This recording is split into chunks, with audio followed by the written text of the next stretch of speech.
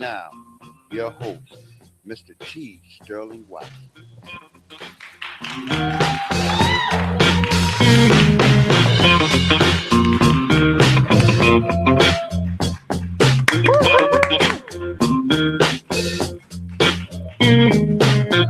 Good morning, Indoobians. I'm T. Sterling White. This is the Indoob podcast. Thank you for stopping by and pressing play. This is the Indoob podcast live. Woo-hoo! And thank you, Charlie Wisdom Belcher, for introducing me there, because there are some people who think it's just one of my voices, but like, no, this is a real person. So I had to, do that. And as always, I'm joined by my fairest co-host in all of the land, my favorite little rocket, Moxie Queen Supreme, Courtney Hinton. Hey, everybody. So happy to be here. How you doing? I'm great. How are you doing? All right. Good. You ready for this? I'm sorry, what'd you say? So are you ready for this? I am ready because we are live. So if that was your keyword, live.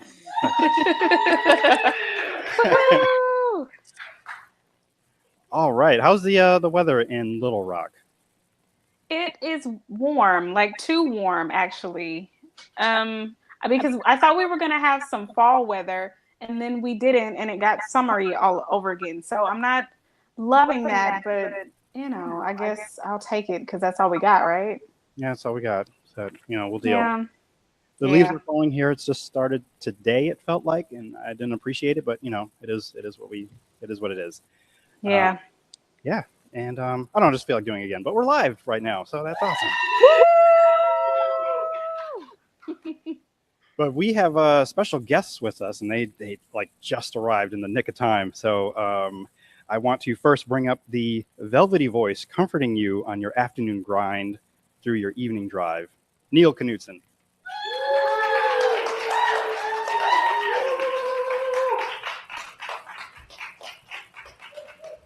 Hello, T. Sterling. How you doing, Neil? Doing just great. Just great. It's been a hectic day, but this caps it off with some fun. I like it. Great. Well, we have one more before we get into know who you are. Right. We have one more special guest, starting your mornings right and bright as you get to work on time at first light, Gerry Williams.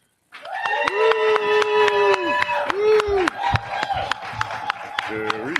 Literally just flew in from Hartford. You made it. I heard you had a police escort. I literally just had a police escort. I'm confessing my faults right now. Okay. I totally forgot because I depend on putting information in my phone to alert me on what I have, to do for a particular day. I'm like, I forgot to input information to my phone to alert me. Say, hey, it's time to go to the next thing. Mm-hmm. So he called me and said, don't forget T. Sterling. I said, oh my God, because I was literally making pizza, winding down from my busy day. And so I did forget, but if it wasn't for his text, I literally I'm so glad. grabbed my 7-year-old, said, get in the car, put on your shoes, let's go. And so I get on Route 2, and I'm supposed to make a right at 17, Route 2 to 17 to 17A, make a right on 17A. Mm-hmm. And it was construction. So I had to go all the way around to Route 66, and I pulled over to put in the GPS and everything, and all of a sudden a cop came behind me with his lights. Lights and everything. It's dark. I don't know where I'm at. I'm trying to hit the GPS, and he comes, shining light on me. Are you okay? I said, I'm literally just trying to put in my GPS and find Waverly Street, 13 Waverly. He said, you want me to escort you? I said, absolutely. Wow. Let's go. And he escorted me. He just dropped us off right there. So I thank God for Officer Bankston. Give it up for Officer Bankston. Thank you, Officer Bankston. I don't know if he was Glastonbury Police or Portland. I don't know. It was too dark to see, but he was an officer, a nice officer. Now, as we know, it could have went the wrong way. It could have, it's yes. dark. I'm in a neighborhood, no street lights, and he was nice. And I gave him an invitation to listen card. Good. Station.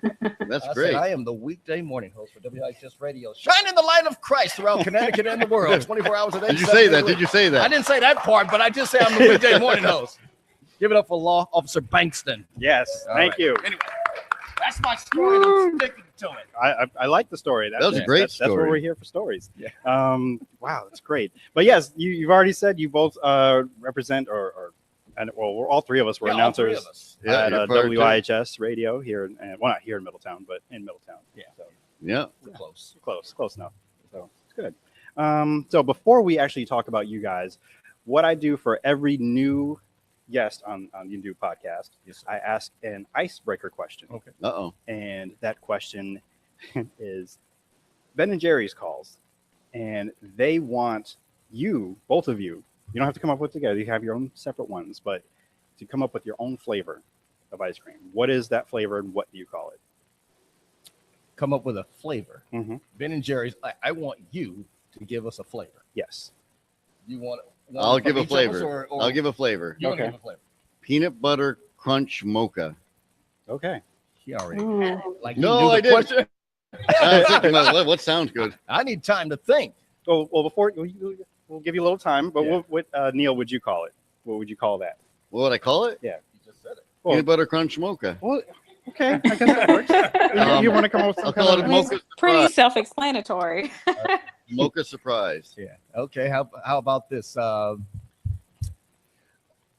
Gerry surprise. what's in it? A little bit. You know what I like? I like mint chocolate and a little bit of maybe some vanilla. Just something basic. Mint chocolate mixed with some vanilla and a topping of maybe. I like out of the box stuff. Some caramel. Can I tell you a story about Ben and Jerry's? Yes, Here we please. I was down along the shoreline with my son, my what is he now? 10. My 10-year-old son Ian, and we were in one of these outdoor mall kind of places, and there's a Ben and Jerry's booth, and he really wanted some Ben and Jerry's. It costs a fortune, but I thought, okay, I think it was right around his birthday. Let's do it. And so we went and got Ben and Jerry's, just a small little cup kind of thing, and it was dark chocolate with chocolate chips or something, or chocolate brownie something. And we went and sat down. He had one spoonful, and he put it down. I think you can tell what's coming. Put it down next to him we were sitting on a wooden bench because the sun was shining. It was kind of a cool day, but the sun was shining there. And he made some sort of move. Sure enough, the thing slides off, goes down, ice cream down into the pavement. And so he had to pick it up. It had hair and gross stuff hanging off it. Mhm. So then he had to go wait in line again. And people are kind of looking at the ice cream with all this stuff hanging off. I said, it fell. And I was wondering if the girl would let him have another one. Mhm. And, that was the big drama waiting to see. And sure enough, she let him have another. So that was a happy conclusion. Oh, that's good. Love the resonance in his voice. We call him, see this Neil Knudsen, we call him the velvety voice of the afternoons. Weekday afternoons with Neil Knudsen. That's great. Well, I guess we'll get into that. Like, how did you both get into radio? I knew even when I was a kid that I wanted to do that. I used to imitate, announcements that I heard on TV. I would keep repeating them. I would record commercials on a little, I call it a boombox before there were boomboxes. This little radio tape recorder, and I would record commercials and imitate them. It was always put on a bit much, but so I did that, and I knew I wanted to get into radio, and I kept hearing those commercials for the Connecticut School of Broadcasting, Mhm. and they'd say things like classes that begin in February can put you on the air by April. Ooh, so I knew that's what I wanted to do, and so I went ahead and signed up and was, by God's grace, able to get a little loan for it, and went in and did that. After it was about a. Did you do Connecticut School of Broadcasting, Gerry? You did. Yeah, I can't remember how long it was. Maybe 6 weeks. I had to drive every day from Haddam Neck, this little town. Some of you probably know where Haddam Neck is, where the Haddam Neck Fair is and stuff. I lived there and had to drive all the way to Farmington, and nearly had accidents on several occasions. And it was about 6 weeks or so, and I enjoyed it. It was good. And after that, I didn't really do anything with it for quite some time. Ironically, I did go to IHS around 1983 and talked to the then manager, Al Thyberg. And I decided, no, I really am not ready to work here. And so I did nothing with it for a long time. Then a friend of mine knew about a Christian station that was starting up in Bloomfield. It was WLVX, 1550 WLVX. And so I went to church and I made a little demo using 2 tape decks and a microphone. And I made up little commercials from things that I got out of magazines. I remember one was for VR 1000 film. What it goes, something like so sensitive, it virtually sees in the dark. And I put that together and a couple of other commercials like that. Put it together, pretended I was on the radio, and by some miracle, I got hired. And so I worked the evening shift there for about a year or so, and it was 1989. They were just going on the air. Mm-hmm. They were just going on the air, and so I liked it. Except I was there 6 days a week. I wasn't married at the time. I was living in a little house that I shared with a couple of other guys, and it was a lonely existence because I had to work 6 to midnight. I would get out and go home, and everyone would be in bed. Of course, I'd sleep later. Everyone would be gone. I'd be by myself, drive by myself to work, get to work. The other guy would be there. See you later, Neil. And then I'd be by myself for another 6 hours. And it was not 5 days a week, 6 days a week. So that went on Monday through Saturday, 6 days a week. And I couldn't take it anymore. I had previously worked in a restaurant where just people everywhere all the time. And I went from that to nothing. Zero social. I felt myself getting socially awkward, which I'm normally not. But I was so isolated that when I interacted with people, it felt almost awkward to me. I thought, I can't continue like this. So I eventually left there and went back to work in the restaurant, which was the Chart House in Chester, kind of a steakhouse kind of place. And so I did that for quite some time, and quite a few years actually. Then I actually went to church with, some of you might know the name if you listen to the station on Saturdays. There's a girl who was on the air, Caroline Mazarski. She used to be Caroline Porter, and I knew her as Carrie Porter. She went to my church, and she was also working part-time at the station. And the overnight guy was leaving, and she heard about it, let the general manager, G.J. Gerard, know, and I got a call out of nowhere saying, hi, this is G.J. Gerard from General Manager WIHS. I understand you worked in radio, blah, blah, blah. And at the time, I thought it'd be a good thing to get back into it. And so he offered the overnight position, and I took it. I just went, the other guy was leaving in like 2 or 3 days. I just went in there for like 3 hours one night and maybe 4 hours the next. I was barely shown anything, and then I was on next night. The next night. You've got to understand, our we call it the board, a control panel, a mixer with all the knobs and buttons. At the time, we were using 2 turntables, 4 reel-to-reel decks, 4 cart machines, which are kind of like those old 8-track tape players, 4 cassette players, and then we were using, in network feeds, we were doing all kinds of things, and you constantly had to click things back and forth. Like on one particular channel, let's say it was for the cassettes, or cassette 1. Well, that same channel served as part 1, depending on how you had the switches positioned. So you always had to remember to switch those switches, and it was complicated. And so the first few days were disastrous because intellectually I knew what to do. I knew I need to go to this program, but you'd go to hit it, and instead of the cassette playing, the cart would play, or vice versa. And also I was used to, in our old boards, if you wanted to listen to something in what they call a queue, listen to it before it goes out on the air, you would turn the knob all the way down. We call them pots. You turn the knob all the way down, it would click into place, and then you'd listen to something without it going over the air. But on this board, you didn't do that. You had to push a little button.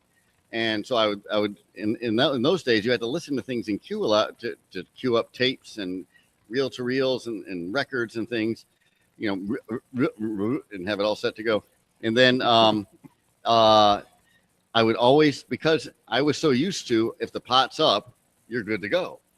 But on this board, the pot would be up and you weren't good to go because you still had that button pushed. And so every program I started said, welcome to, because it would start to come on, and then I would hit the button like a second after it came on. Welcome to such and such. Everything, every time. I got so mad at myself. I had a sheet, and I'd make a mark every time I made a mistake, like a little tic-tac. Well, when you go 1, 2, 3, 4, like that, and I would get so mad. And one time it came to a head when I had these headphones. Normally we wear headphones when you're talking, because otherwise the sound cuts off when you hit the mic. Otherwise it would feed through the speakers, go into the mic, and it cause feedback. So for that reason, you have headphones.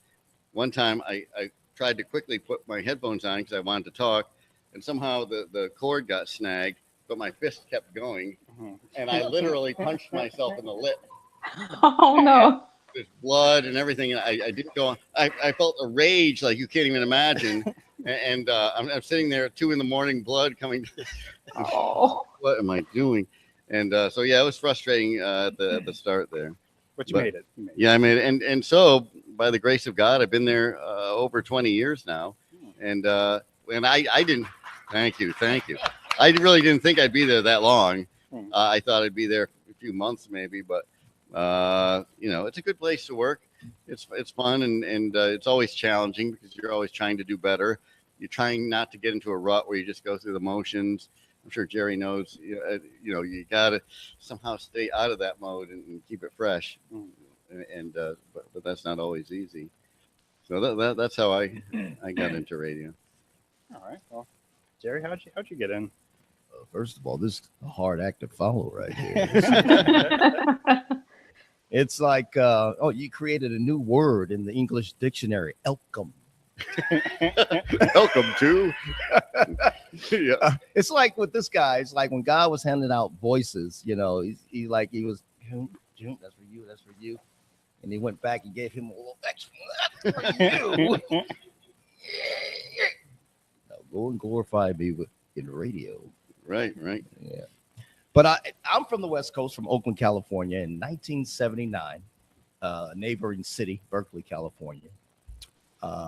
What came on the scene was a radio station, a smooth jazz radio station. 102.9 FM, soft and warm, the quiet storm. KBLX.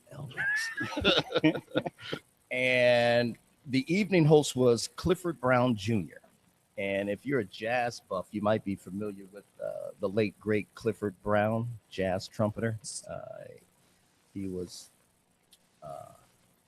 died tragically in his 20s, but he had a son, Clifford Brown Jr., and who is this big-time radio host out there on the West Coast. And this new radio station in 79 came on the scene with this smooth jazz that I love the music, and between that music and his smooth delivery, it's like I had an epiphany. I'm like, that's what I want to do.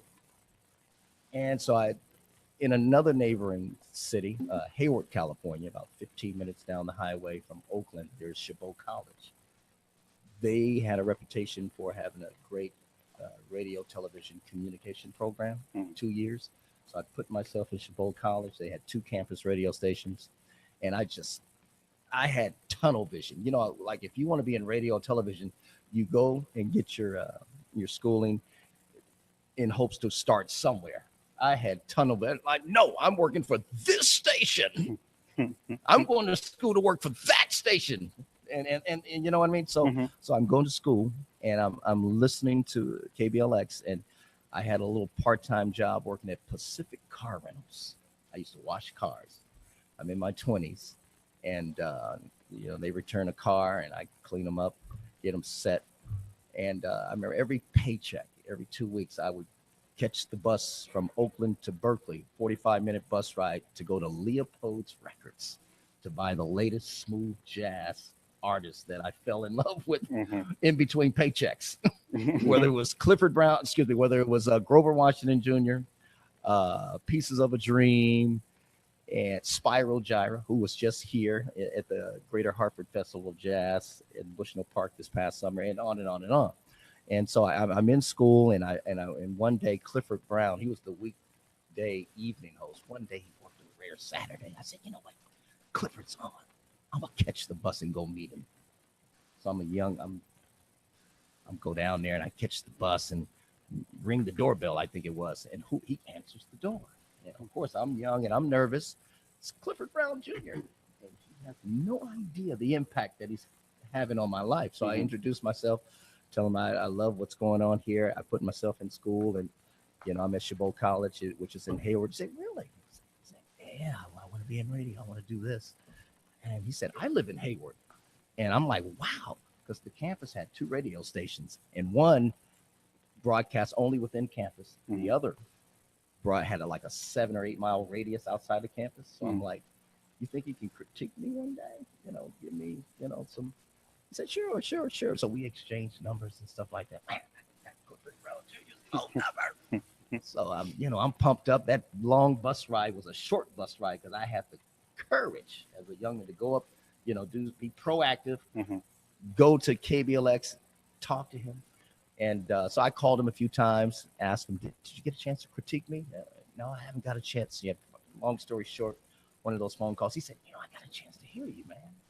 He said, not bad. So anytime someone you admire gives you a compliment, we all know it goes a long way. You're inspired. And you're like, whoa. So I would call every now and then to see if they had internships available. No, not right now. He became program director. Now he's got hiring and firing power. So he pulled me in as a lot of internships, as you know, are volunteer. Right. Volunteer. This was a paid internship. Now I got my foot in the door. KBLX, Clifford Brown Jr. It's going. And then it all came. This is mid 80s. It all come crashing down. My testimony is that I got caught up in the whole, drug and that whole thing, and this is leading me to salvation. I'm not saved now at this point. Okay. So I went on a 12-year run of a life of debauchery and this, that, and the other. And by the grace of God, I was able to come out. Once I waved the white towel of surrender and said, "What must I do to be saved?" All right. Fast forward 25 years later, a quarter of a century. I didn't see a foreign country called Connecticut coming. So I'm out here, but the radio thing was in the 80s. I get out here. I've only been out here about 15 years or whatever it's been now. It's 2002. And I'm towing cars. I'm doing roadside service. I'm driving, doing AAA type calls. I'm driving a flatbed and listening to WIHS. Now I'm saved. I'm listening to WIHS and doing roadside service and hear about the Connecticut School of Broadcasting, like this guy. And I'm like, wow. So it was still in me. I would still practice like you. Yeah. Practice. You would practice. Oh, I would still, Yeah.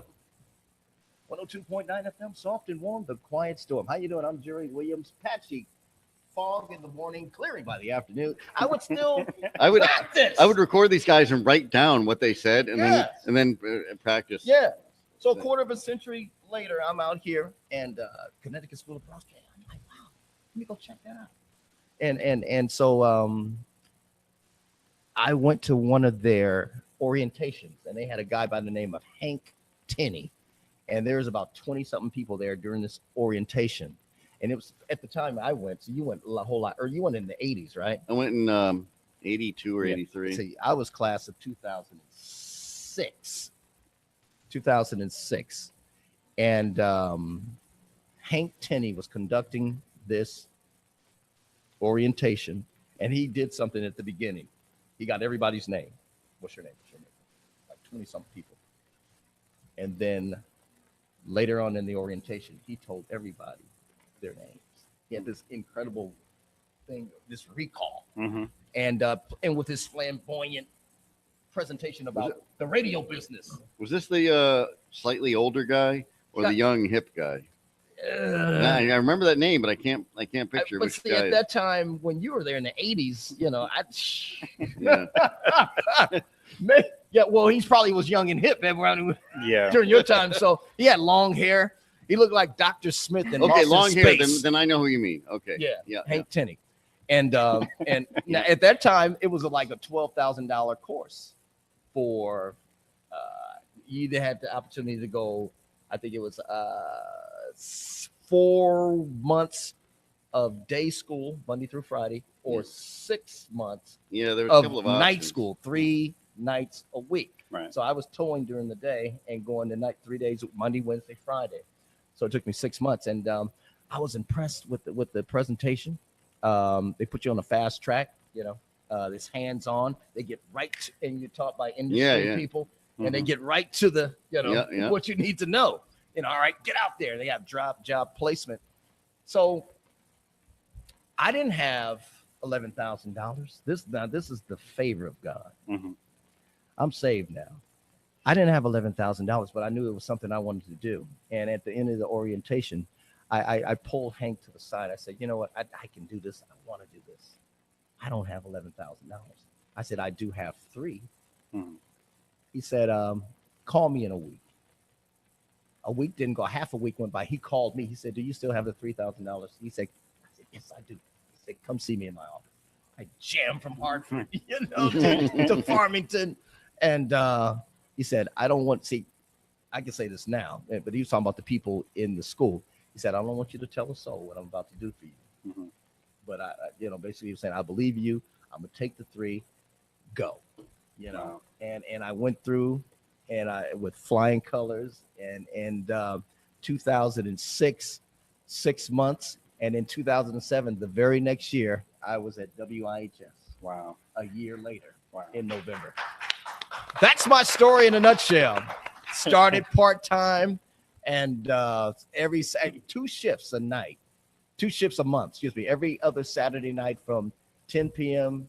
Saturday nights to 6 a.m. Sunday morning. So I go to church. I'm in the drama ministry. So I go to church with no sleep on fumes. Mm-hmm. And if we had to skip that morning, I'm like, Lord, please let me remember these lines. Please let me remember these lines on no sleep.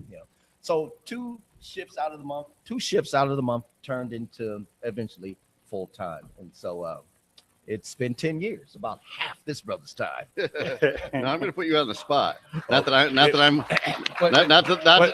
hosting the show. Let me here. say that again. I'm going to put you on the spot. Can you remember any lines from any of the shows that you did? Because I've seen you stand up and start doing something. Can you do any of those?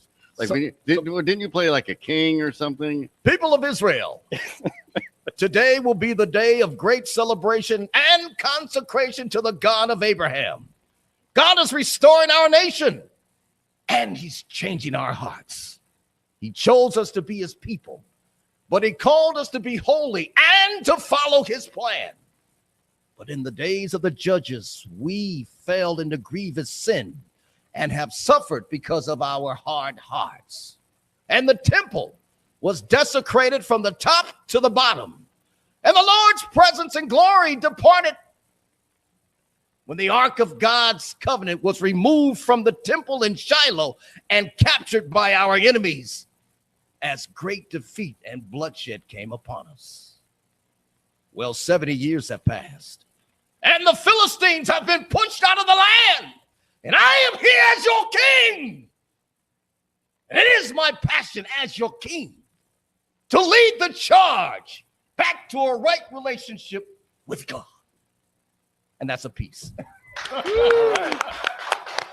To answer your question, I remember some. Yeah. Wow.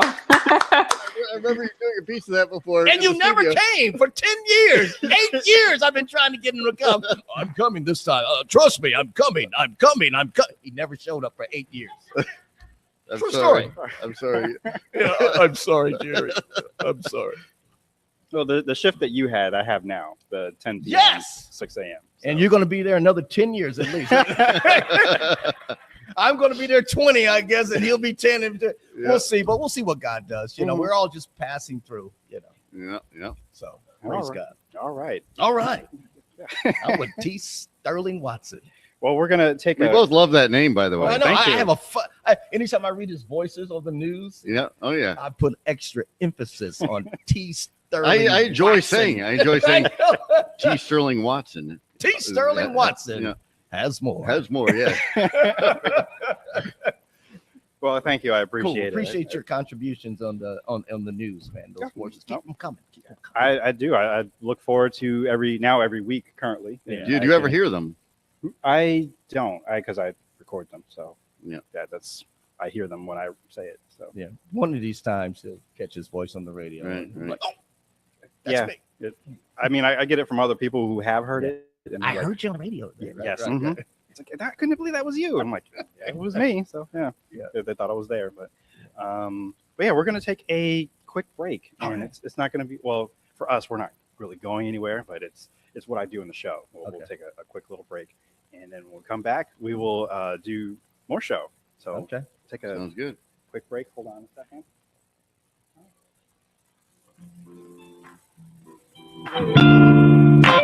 The Indoob podcast. Just you read your little thing. What? Oh. Yeah. Oh, now it's Yeah. time for me to read that? Yes, Let's it's your commercial break. I was sitting back waiting to see what was going to happen. Right. You didn't hear it. When your bountiful biscuits have blossomed, bagel bouncing out of the toaster, or that bread needs to be bathed in a butter bath, there's no butter better than Better Butter, the only butter approved by both Beauregard B. Butler's Butler, but also the Better Business Bureau.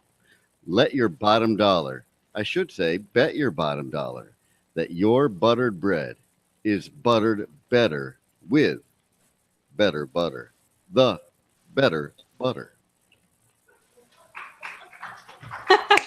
Wow.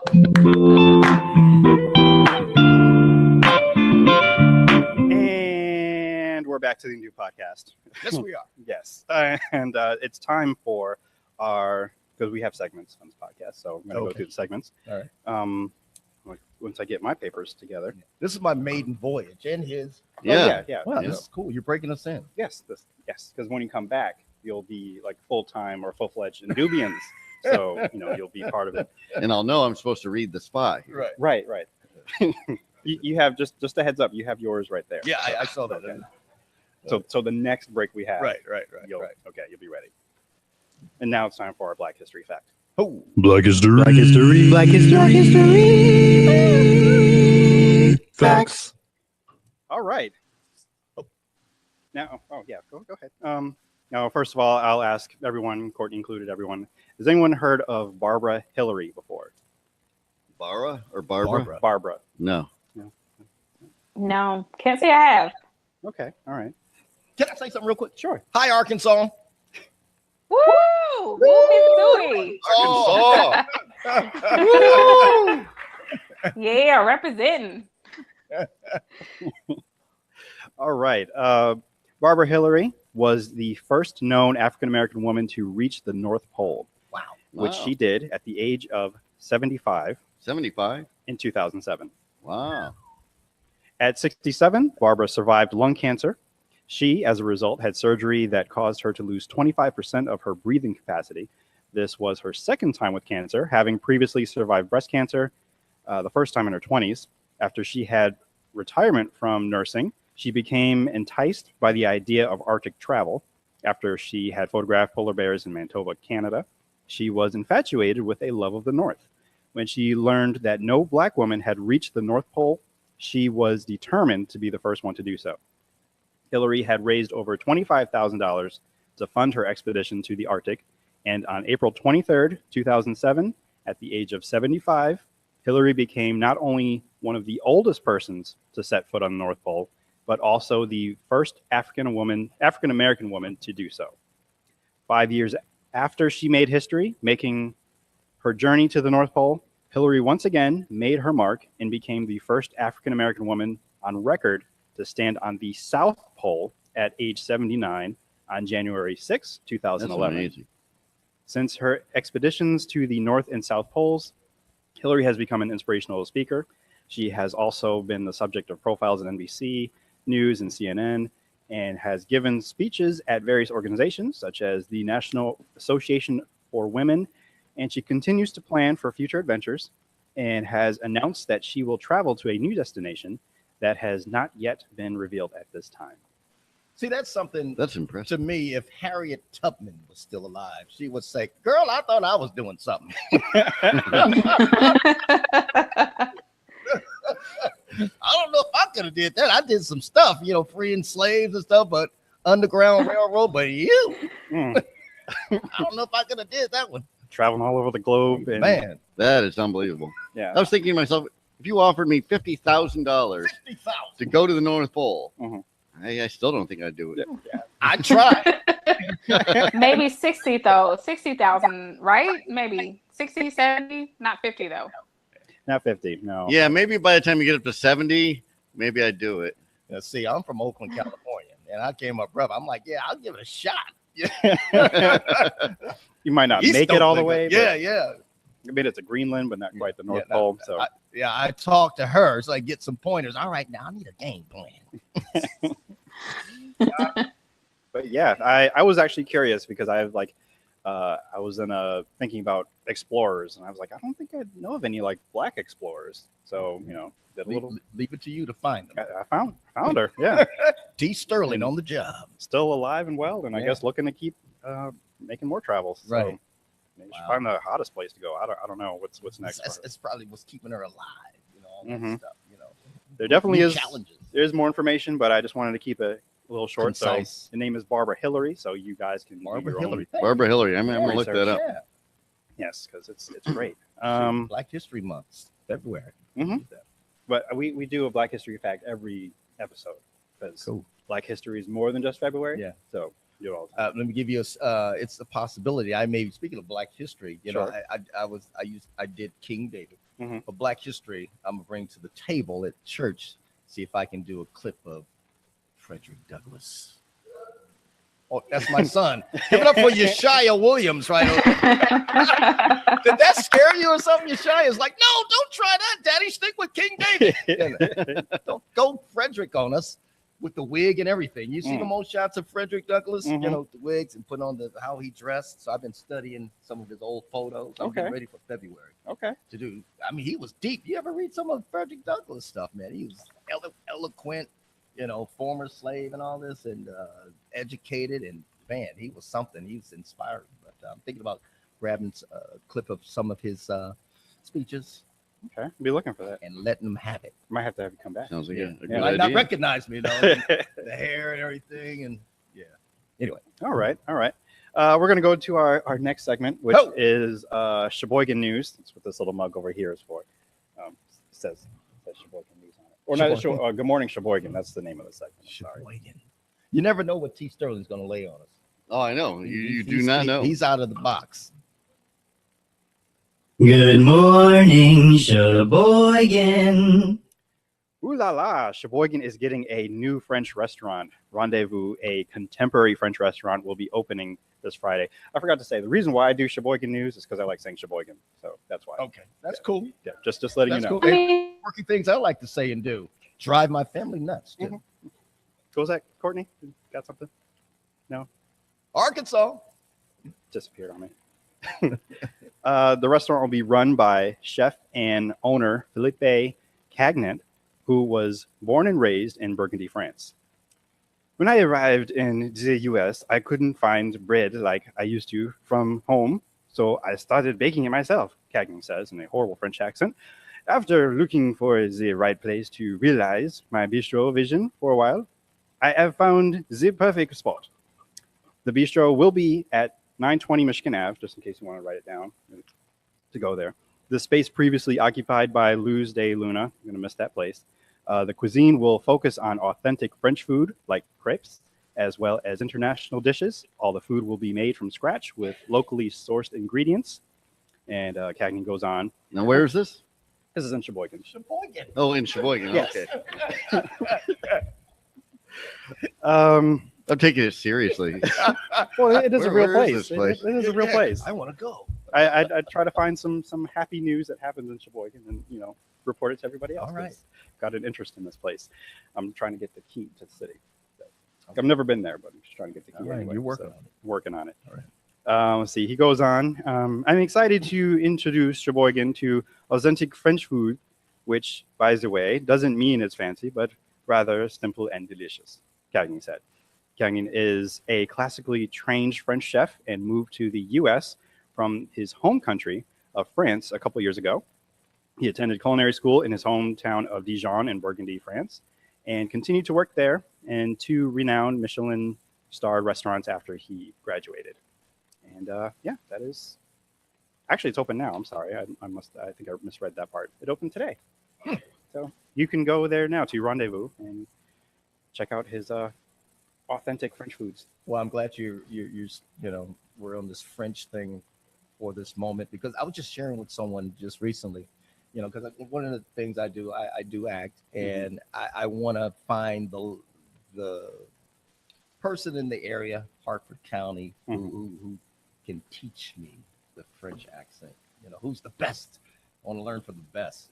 French accent, British accent, and patois, Jamaican. These 3 will come in handy, you know what I mean? Because I like, you know, to learn those. I think it'll be helpful in what I do. And that I watched a 2-minute video like 2 hours ago, so I just practiced. 2 hours. I'll give you your trivia for the evening. Okay. Around 1984, I worked at 85. I worked at the Harbor Park restaurant in Middletown, which is what it was then, and I worked with a guy named Philippe, and he had a French accent. There you go. I thought you were going to go into a French accent for a second. But he's the only. It was significant because he's the only person I've ever met around here with a French accent. It's not too common. It isn't. It isn't. It's funny. Anytime someone mentions French, or one of the first characters come to my mind is Pepe Le Pew. Oh yeah. Yeah. Right. Oh, no matter how much rejection that he, you know, encountered, man, he was always optimistic. Oh, she loves He's me. very persistent. Yes. He's very persistent. Yes, he get kicked, scratched, you know, and when she runs away, he just Yes, I love. I think of Jacques Cousteau. Yeah. Do you remember the undersea world of Jacques Cousteau? Jacques Cousteau, yeah. And I've been thinking of Beauty and the Beast. So, because it takes place. Oh yeah. She's back. Arkansas. Give it up for Arkansas. Well, she does have our next segment, which is Word Watch, where every once in a while I'll come across a word that I just love, and then I just want to share it with everyone, because it's just like, oh, everyone should know this word. They start using it naturally. Now, see, with him, is it a made-up word, or is this a real word? This one's a real word. Okay, you gotta ask. I know. It's my own personal word. You never know with Sterling, right? I gotta be careful. I know where he's going. Is it real or where's this restaurant? I'm thinking it's in Portland here. I was thinking it was probably expensive, but maybe once or twice a year. It may be expensive to get there, perhaps. I don't know, but it actually could be. But yeah, our next segment is Word Watch. Word Watch. Courtney? So today's word watch is conjubilant. It means shouting together with joy. So conjubilant comes to our language from the Latin conjubilare. It could be pronounced conjubilare, which is itself from jubilare or jubilare, meaning to shout for joy. The prefix con, which is also found as com or call, C-O-L, depending on what letters it is preceding, often has the meaning of with or together or jointly. Or whenever we here at the Indoob podcast say the word live. Woo!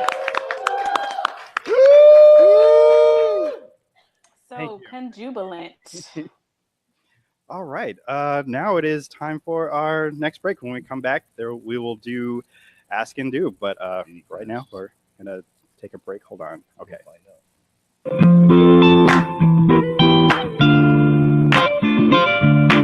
The Indoob podcast. In the first light period of our earthly days, we humans generally like to consume fluffy, personal-sized, bread-like, spongy, baked products called muffins. Muffins taste delicious and come arranged in a variety of flavors with fruits and spices. Some people confuse them for a similar shaped baked sweet bread called cupcakes. While also satisfying, they are not muffins. All of our sciences tell us muffins are healthier for human bodies and better to help commence our daily routine. However, they can be eaten at any time during the day cycle. Muffins are good and they keep us happy. They are happy food. Muffins.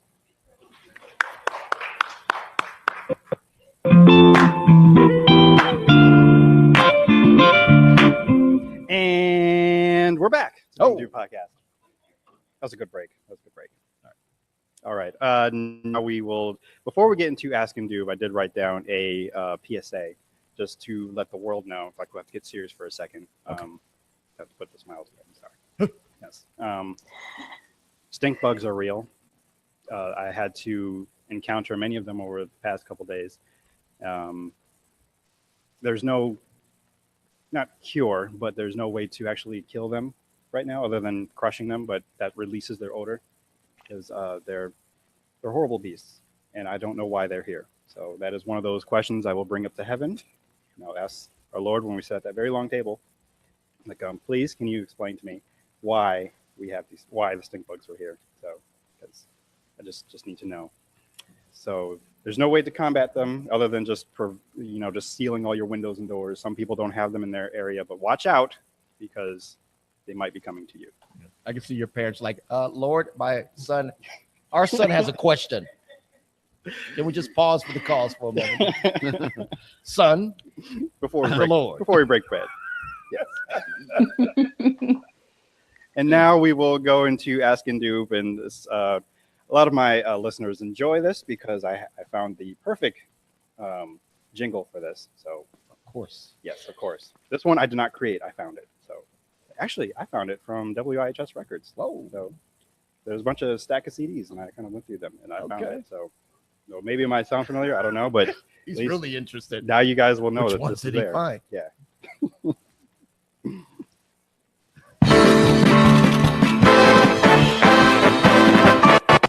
Letters, oh, we get letters. We get your letters every day. Mailman, mailman, mail today. Reach right in and pull one out. Those letters, I love those letters. Let's find out what you got to say. Oh boy! Mailman, mail today. Yes, it's our Ask Indoob section. It's a something I normally put on Twitter where I'll do a hashtag Ask Indoob where people can ask me questions. Or not just me, but Courtney, as well. So we kind of come up with answers or maybe advice. And it's usually trivial matters, something that, it's kind of, you can't really Google too much. So we'll start with some of the questions that I already got earlier today or this week, past couple weeks. Our first question comes from Dawn. She asks, how many calendars do you have? Is there a limit to too many? So I'll have you all, Courtney included, if you have any answers, if you have any suggestions. No wrong answer. Can you have too many calendars? Yes. How many is too many? How many is too many? It all depends on how big your house is. Like, Yeah. you know. I would say 5 is too many. Although I never use an actual calendar. I just have one on my phone. Yeah. The phone makes things boring sometimes, I guess, but I have one on my phone, and that's all I use. My wife has one in our bedroom, and that's about it. I'm a calendar guy, and I like calendars in various spots all over the place. How many do you have now? I would have. That's a good question. At home, you're saying, just At home. Yeah, or just in general. In general, because I can say home, in my pocket, at work, my car, at home. You have a calendar in your car? I think I do. Smart. Because I think that might be crossing the line there, having a calendar in the car. Well, not a conventional size, but on our like WIHS card size, so that's not too bad. But do you look at that to like? Oh, I do reference when I need to. Yeah, like if my phone's dead and I need a quick reference of a calendar. Yeah, every now and then. But at home, I might have maybe 5. mentioned 5. Your 5's too Something. much. It's too many. Get rid of one. You really should've need to known. get rid of one. I'm thinking 5. You know, different. But we have a pretty big house, though. You know, needs a lot of work, but it's pretty. You know, it's got all these. Back in the old houses have a lot of compartments. You know, and so I'm thinking somewhere between 4 and 5. I'm thinking. So you can have a calendar room then. That's for a hobbyist. I think, I guess, you yeah. know? Mm-hmm. Like I like to one day have a kite room. That's one of my things. That A what room? Quirky thing. Kites. I like. Oh, kites. really? You know, some people like when they get into money or something, they have their rooms full of collect whatever they like. Some people are eccentric. I have my come in, enter, check out my train collection. You know, I just ran into a train guy the other day. As a matter of fact, you know, he has a train room. But I said I like to collect exotic kites. I haven't done it yet, but that's one of the things that's on the agenda. When's the last time you flew a kite? Last summer. I didn't fly any at the beach last okay. summer, but I usually when I go to the beach, Musquamaket is my go-to beach. I love Musquamaket, and we made it there, but I didn't bring any kites this year, and I didn't fish as much. But probably last summer was the last time I flew a kite. I do have some. Okay. I say that as for calendars, however many rooms you have, maybe just -2 or 3. So if you have like, I don't know, 10 rooms in your house, then maybe 7 or 8. Yeah, we have a house with a lot of rooms. You know, I'm thinking 4 or 5 calendars. How many calendars do you have, Courtney? So I'm probably the worst person to ask about this because I technically only have one calendar and it's like my master calendar, but I will then break down my calendar into to-do lists. And so I have a million to-do lists that tend to appear on my phone, you know, like on the notes app. I will email myself to-do lists. I will write them down on Post-its, you know, just they're everywhere. So my issue is taking a main calendar, you know, that's supposed to be like the hub, and then I will break them down into smaller, somewhat calendars. And there's millions of them. So I don't know. I do have one main calendar and then one work calendar. Sometimes they overlap and then sometimes they don't. So basically 2.3, 4, 5, 7 to 5 calendars. You're a very organized person too, so yes. Sure. Yes. We'll call it organization. I don't have any calendars, it's just my phone. So that's the answer to that counts for me. Yes.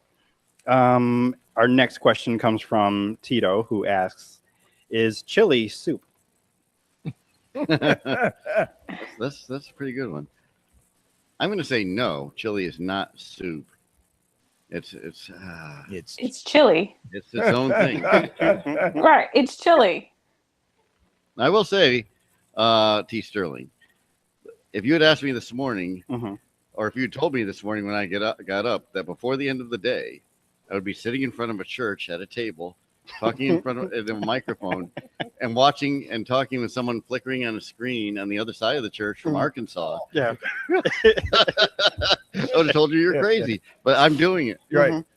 Welcome to the Indoob podcast. Yes. And like you know, she said T. Sterling, and like you like to say Sheboygan. Yes. We like to say T. Sterling. Yeah. That's our thing. Wait, did you answer the question? If, no. Oh, you said no. I Okay. said no. It's chili. I will assert that it is not soup. Okay. It's not. Yeah, it's not soup. Not soup. All right. I think I'll go with that too. Courtney, what do you say? Yeah, I agree. Chili is not soup. It is chili, and that's completely different. Don't mix the two. Right. Even though where I work, they put them all together. There's like 3 soups and then a chili, but that's how I see it. It is the soup bar, but it just happens to be there because it's soupy, but it's still chili. So I mean, they're cousins. You know, chili and soup are close cousins, but they're not the same. They're not identical twins. So correct. I agree. Yeah. So that is settled. I think we have a question from YouTube. we do. So Magdalena has asked, what is the story behind the name Indoob? Okay. Indoob is a word that I created back in high school because I used to go around saying indeed all the time to like just answer in the affirmative. And then all my other friends started using it because I was using it. I'm like, I used it because none of you were using it. So I started saying indubitably. But that became too much to even text. So I shortened it to Indoob. And I kind of just put the word away. And then I started a blog in like 2005. And it's been used ever since. That's become my brand now. That's what this I stands for. So, and what it means now, because yes, I do make up words. It's just an affirmative positive word. So anything in. Just, did you say you got that from indubitably? Yes, I did. Okay. And it's too long of a word to text, so he just got shortened it. Yeah. Yeah. You know, it's interesting you say that because sometimes thoughts are just too long to text. And what I often will do is I'm like, you know what? To cut down on all that texting time, I just send an audio. Mm-hmm. Yeah. You know, just speak what I want to say, and boom, and send it. Yeah. And that's how we communicate. You know? Mm-hmm. How you doing, Neil? Are you going to be there at 11 o'clock? Boom, gone. Yeah. I'm still texting that. How you doing, Neil? Are you going to be here? Seriously, how you doing? You going to be here? Bah, gone. But I will say I speak all my texts, which is kind of a pain because inevitably there's first of all, you could say something absolutely the opposite of what you intended to say. You could say something totally bizarre. I mean, you could look like you don't know how to spell anything. I mean, it's awful. but I tend to like to speak it because it's less of a hassle. Then I'll go in and try to fix it. That takes too much time. So that's extra work on you. Fix it because technology isn't perfect. So how you doing, Neil? Are you gonna be here at 11? Boom. Yeah. Yeah, you're right. It's the real voice and everything. You know, it works. Yeah, and you don't have to worry about context either. Exactly, because it's so mechanical. Text is like sometimes you can send a text and people can get the wrong idea because you can't feel you or see you. You know, it's just you know, it's not warm. It's not from God. Talking and looking at each other, you know, that's real. That's organic. That's, you know, but when you send technology, it's so cold sometimes. Yeah. You send something, but that's not how I meant it. You know, But once you fire an arrow, you can't get it back. You know? Sometimes misunderstanding can happen out of something that you texted, especially you better spell check. You better go back over. Sometimes people, it happens. There's a guy that texts me all the time. He does always the speak thing. Yeah. And I look at it. I'm just like, he never goes back and proofreading. Check. Yes. He never goes back and look. You know, anytime I do, every now and then I will do that. But it's got to be something short. And I make sure before I send it, you know, I better fix those typos because sometimes obscene things that you did not say will get sent. And you're like, oh my goodness. I really didn't mean that. Exactly. Yes. Especially if you're doing the type speak and you're looking for baby cheeses and then you end up sending baby Jesus. So that's a safe typo. That's a safe one. It's crazy. I know it gets much worse. Much darker. When we were coming up at things where I tell my kids things was much simpler. We didn't have to, Yes. You know, we got all these, you know, technology and they can do all these fancy things and everything. And when I'm when I'm hitting the GPS, we're going on a long trip. I tell the kids, back in my day, we didn't have it like you guys got it. You know, we had a map, somebody riding shotgun, you know, you going L30, you know, that's what we pull. You know, we following maps and stuff like that. And if that fails, you know, you get to the town, it's like, all right, I'm trying to get to Waverly Street. How do I get it? You ask one of the locals. Well, you want to get down to the farm down there about 3 blocks away. And you want to make a left turn at the cow. And if you pass the farm, you went too far. You know, and if you get lost, come back and see me again. We'll try this all over. And if there's no old guy local to tell you that there is a phone booth, you know, where are you? What do you see? Well, I see a flagpole. You know, so now, good. I was gonna say we're in Portland right now. I grew up not too far from here in Haddam Neck, but you know, Portland has all these back roads and you can get kind of lost back there. I remember when I was probably 18, 19. I think it was whatever. I had to give someone a coworker a ride home to where they lived in Portland. And I was driving my mother's old Ford Pinto. It was low on gas. I went and dropped this guy off and proceeded to get lost. And the thing is, this was before GPS. This is before cell phones. And I remember that feeling of driving around and there's nothing you can do. It was like 1 a.m. I think we worked at a restaurant. 1 a.m. You're driving by yourself in this old Pinto. There's no such thing as cell phones, no such thing as GPS, and you're lost. And you just have to keep driving. Remember that feeling? You're driving around and just trying to figure out where you are. And I'm glad I live when I do. I've said one of the greatest inventions of the last 15 years is GPS. Yes. But I've learned not to panic. Like if I lose my phone, because some people go crazy. Like I can't find my phone. I'm like, you know what? Yay, cell phone fast. That's how I get through stuff like that. Phone fast, technology fast. And the next the next thing you know, I find my phone. And I've seen people go crazy. And as far as not having it because of GPS or if it dies, don't panic, because I think back, I'm like, what did I do for the first 35 years of my life? We didn't have these things. We survived. We made it. You know what I mean? So it's not the end of the world because you lost your gadget or you misplaced it for a moment. So don't panic out there, folks. Yeah, I remember there was almost kind of a fun and a challenge to, if you're going to be going to someplace you hadn't been before, to bring out the map. Remember those Atlas road maps? And going through and figuring out, okay, I'm going to go here, I'm going to go there. Maybe write out a list. Turn left at Oregon Street. Yeah. Right at Manhattan. Yeah. It's like Etch-a-Sketch. It's just. Yeah.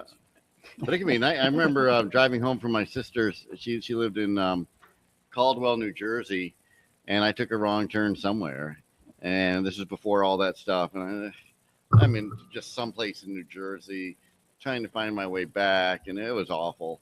And so I'm glad to have the GPS available. Speaking of Jersey, what I like about Jersey, it's cheaper gas anytime I'm going through there, and they still pump it.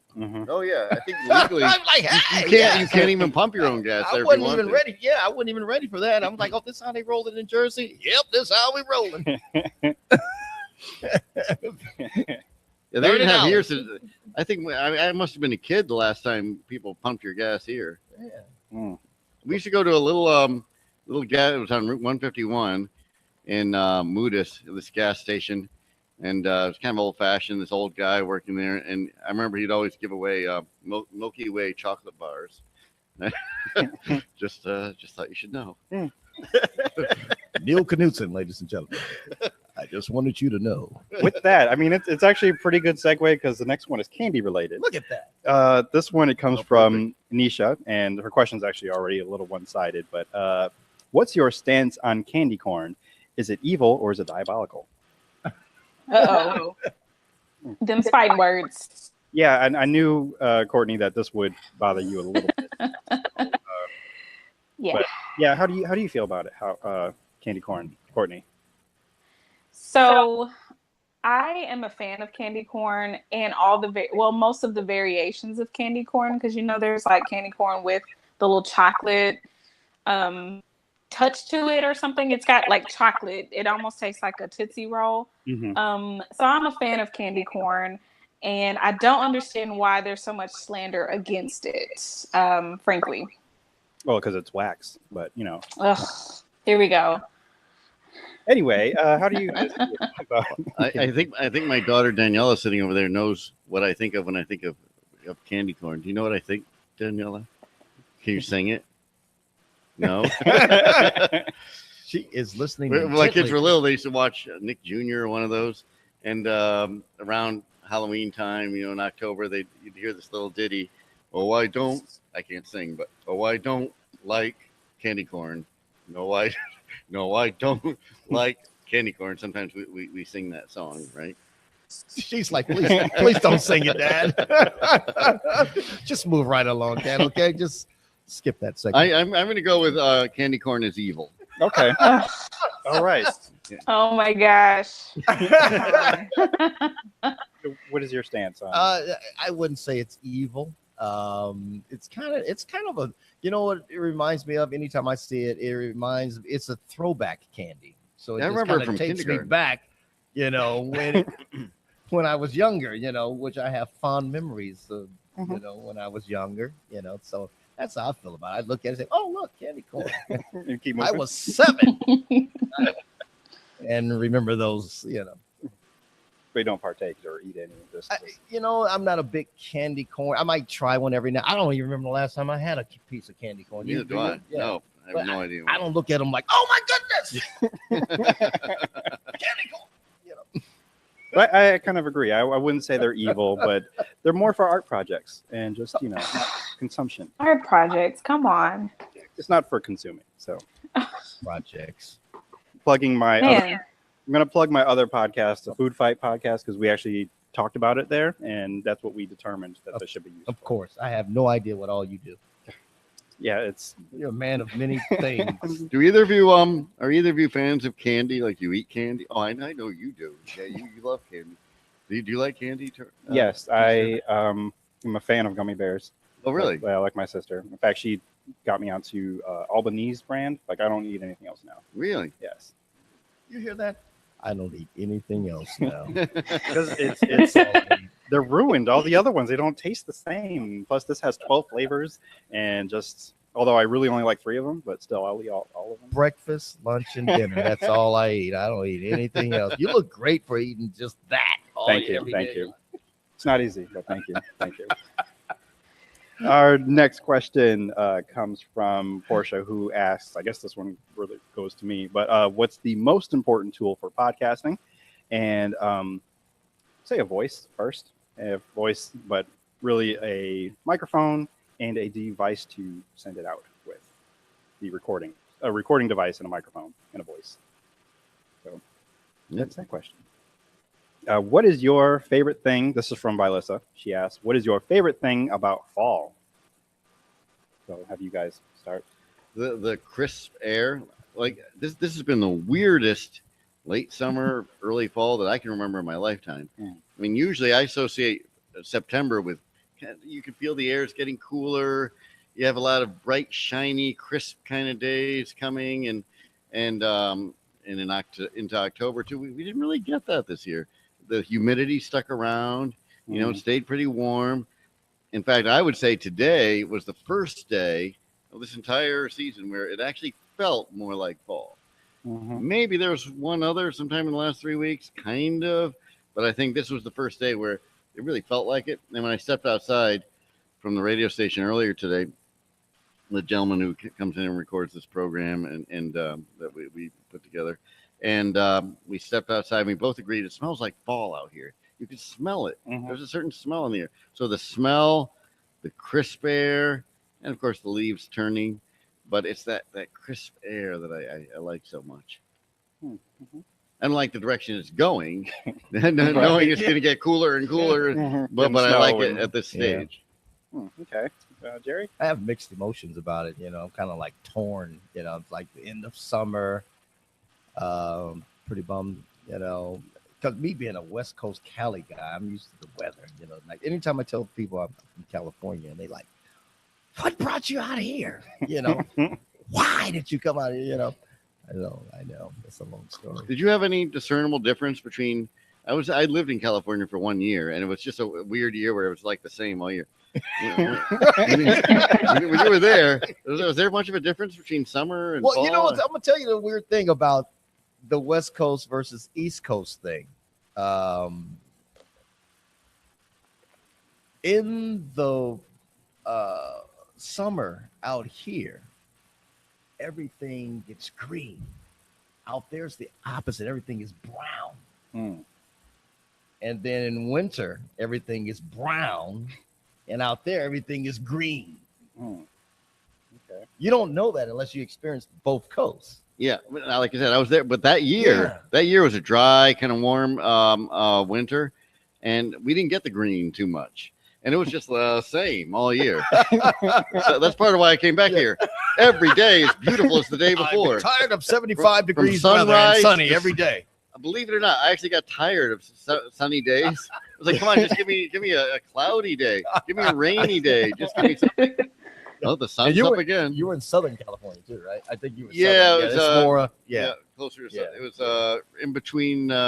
in in between Los Angeles and San Francisco on the coast, Yeah. an area, San Luis Obispo, right Yeah. near there. Yeah. Yeah.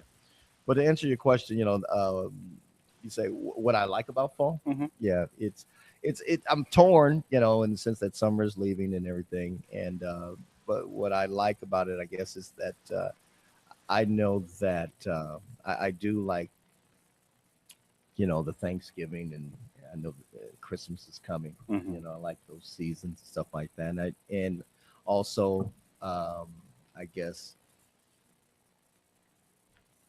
change. Time is moving Mhm. and growing.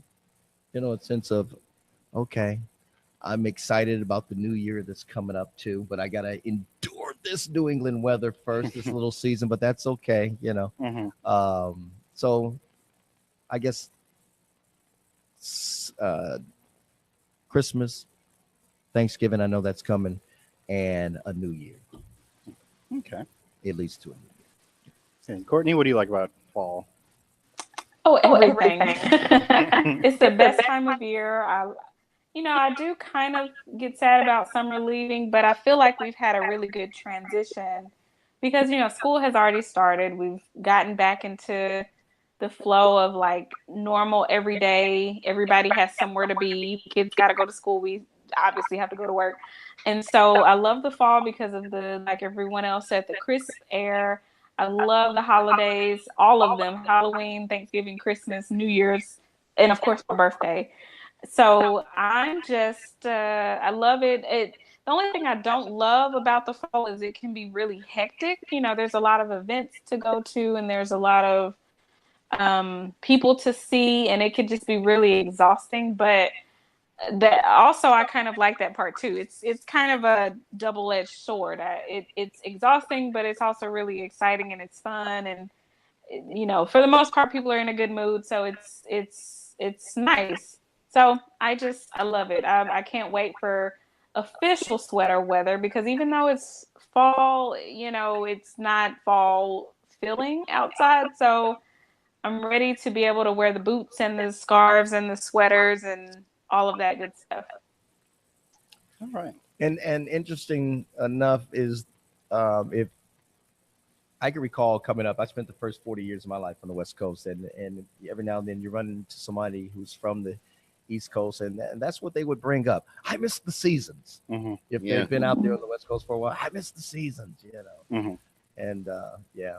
What I missed a lot when I was in California too is I missed the trees and stone walls and brooks and little ponds. I know they have some of that there, but it was more like it's very nice. It's very nice in its own way, but you're not surrounded by these big tall trees.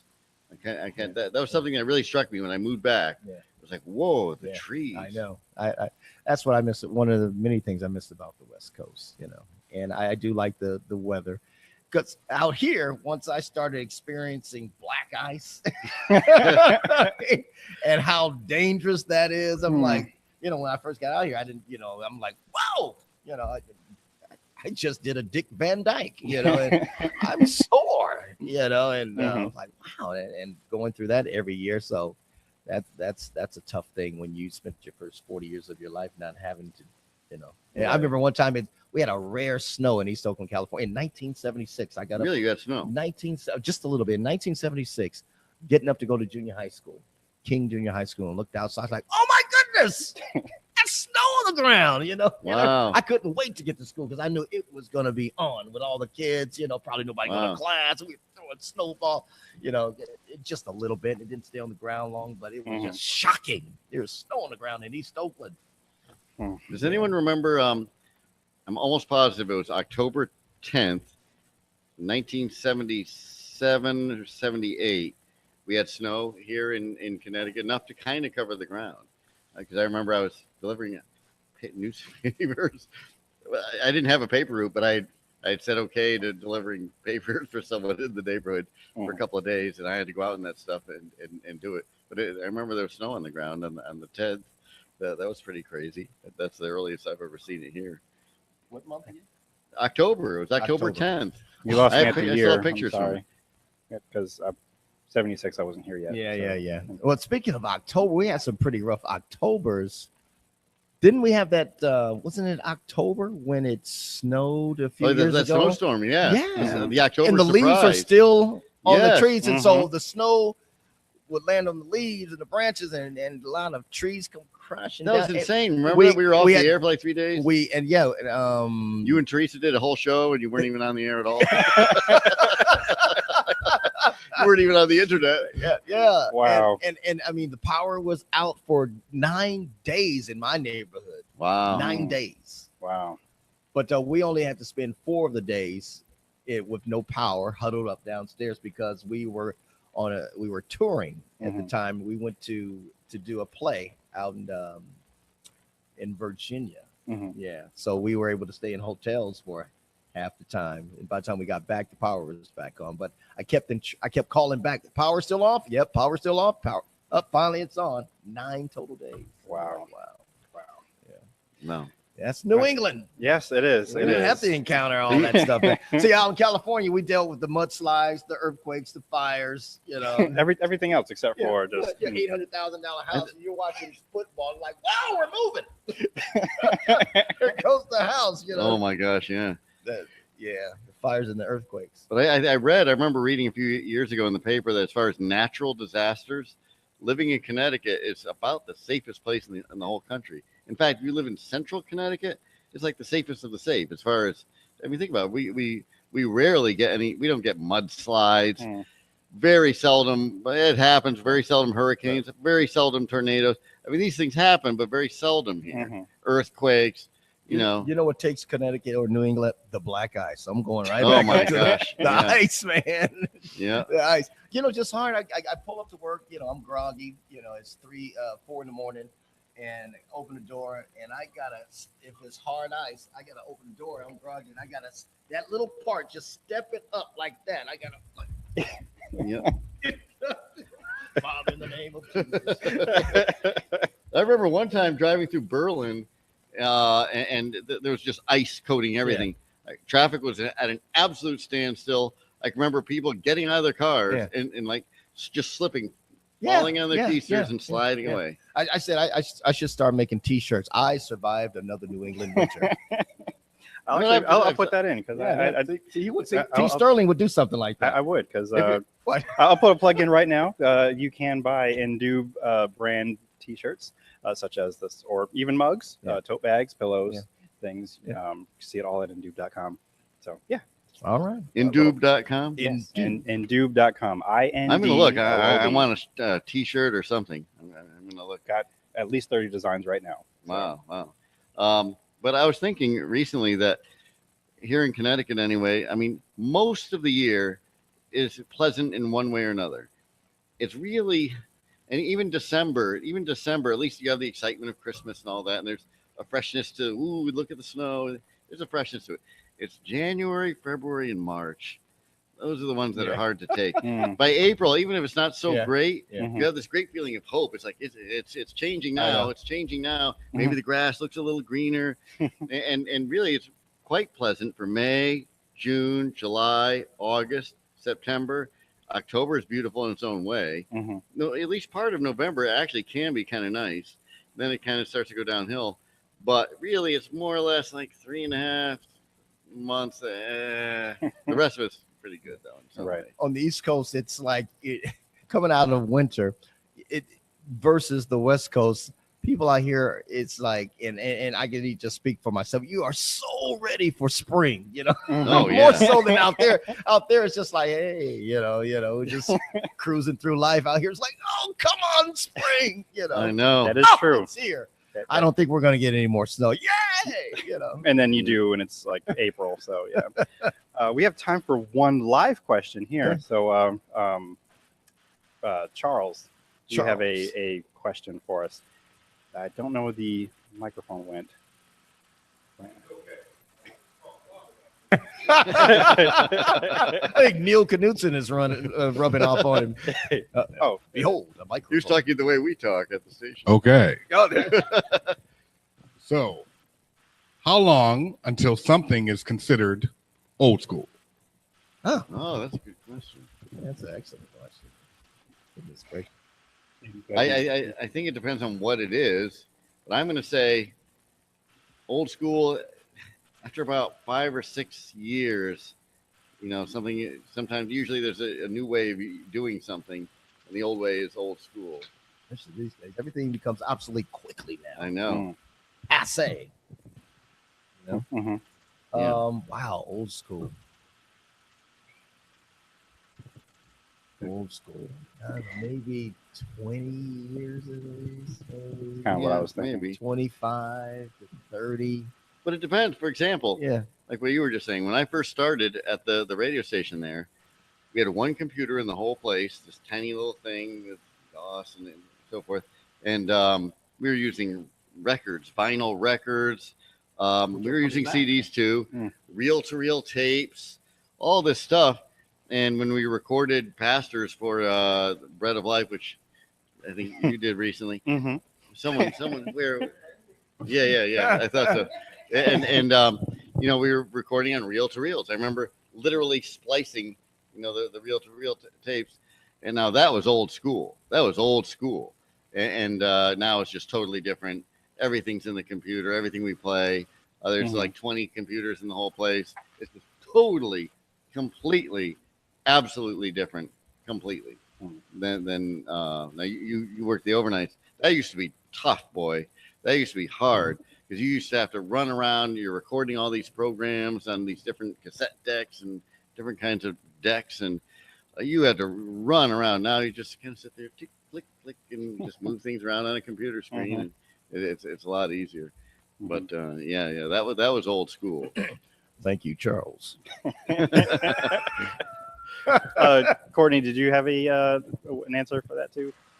Well, kind of, yeah, I agree. I feel like it depends on what it is. I think of like how much just cable has changed in the past 5 years or so. We weren't streaming like we do now, not that long ago. So, and that was a very quick decline, right? And it's still in decline, like, traditional, the way that we consume TV is still in decline. It's not gone yet, but I think of things like that. I think of cell phone usage. I think of the technology. Now, other things like clothing and speech patterns, I guess. I mean, that's a little bit different. I think that tends to trend out a little bit differently. So, but like technology definitely tends to go way quicker than everything else. So yeah, I don't really have a time frame, but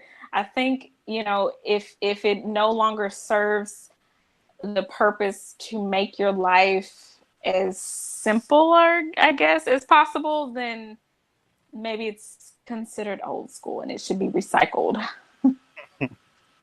All right, that is our responses for old school, and that will close the mailbag. So now we're close the mailbag again. It's another track CD I found in the station.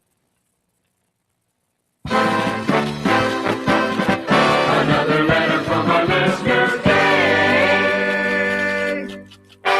All right, and that does it for Ask Indoob. And that actually will do it for the show. But do you guys have any shout outs, or if you are online and you want people to follow you, like on, I don't know, Facebook or Twitter or anything that you have, or you can tell us your time slots that we can listen to? I'm basically hostile to social media.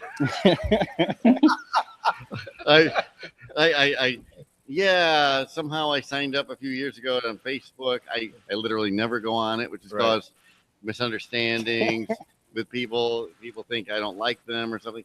I never go on. I never go on Twitter, Facebook, Snapchat, all this stuff. I absolutely resist it.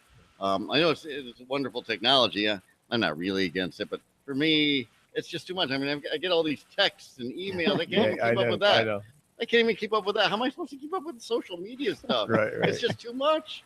The world is divided in that respect. I think the older people can live without it. It's just the younger people. Posting a lot of energy. Millennials, they were brought up in it. So they're in shape for it. People who are used to going about life for the most part, without it, and they're like, Yeah. But then there's some older people that are into it. Oh yeah, my sister is 9 years older than me. She's all over Facebook. No, everything's Facebook. I emceed a program at what was it? I think it was Cross Street. Yeah, AME Zion. And there was a sister from the church that I attend, and she's like, oh man, maybe upper 70s, and she was there. I said, hey, how you doing? She, Sister so-and-so, give me a hug. How did you find about the program? How did you find out about the program? Facebook. I just started laughing. I'm because I'm not on Facebook either. I said, Facebook, really? What are you, 78? 77 years old. So I just thought that was refreshing to me. What I mean? It's like, wow. She said Facebook, and she traveled from Hartford to Middletown to come to the program. So I was like, wow. And she sits next. In my area where I sit at church. Mm-hmm. Yeah. And she was there to hear some good old fashioned gospel singing. And she found out about it on Facebook, and she's got to be in her 70s. Wow. That was refreshing. So I said, you got me beat. Courtney, you have any shout outs or where we can find you if you want to be found? Sure. You can find me on the socials, specifically the Twitters. I'm a millennial who doesn't care too much for social media, but I am on Twitter. You can find me at IMKHinton, where I will tweet up a storm about, the beauty of pens. And I do have a new pack, so I have a lot to say about it. Writing, knitting, fall weather, and how candy corn is amazing. Back to candy corn. You can catch me weekday mornings, Lord willing, 4:30 to 9. Well, 4.9 FM WIHS, your station for inspiration and information. Good news for Connecticut. Yeah. Food for the soul. Or if you're out of range, WIHSradio.org. That's WIHSradio.org. What is your shift? Well, you'll hear me between about 2 in the afternoon and 5 in the afternoon each weekday, except for Wednesdays when I switch. I'm confusing them. But yes, that'll do it for the Indoob podcast. Please subscribe and support the show by shopping at the Indoob store at indoob.com, and being a patron on Patreon, which I didn't explain earlier in the show, but that's basically a subscription-based service where you pay a little bit and I'll give you perks like behind the scenes things or extra things that we record that we don't put on the podcast. And all this you can find at indoob.com. You can follow me at all things at Indoob, Twitter, Tumblr, which I just started looking at again, so that exists. But just Google Indoob and you'll find all these things.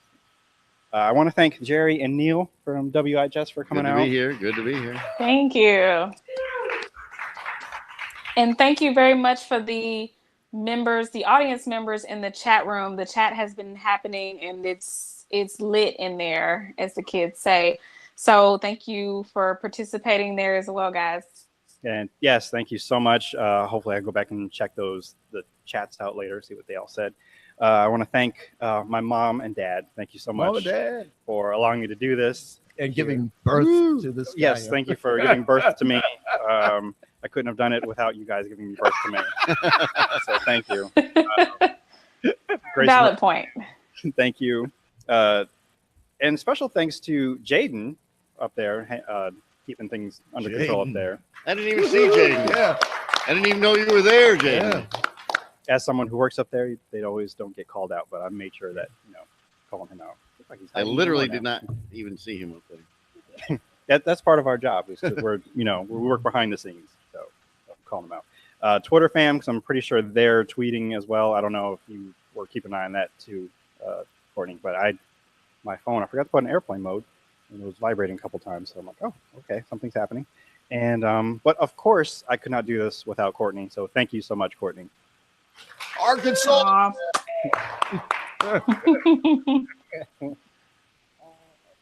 So yeah, that does it. So tell someone you value that you value them. Live for the folks you love. I've been your benevolent host, T. Sterling Watson. And remember, if the world didn't suck, we'd all fall off.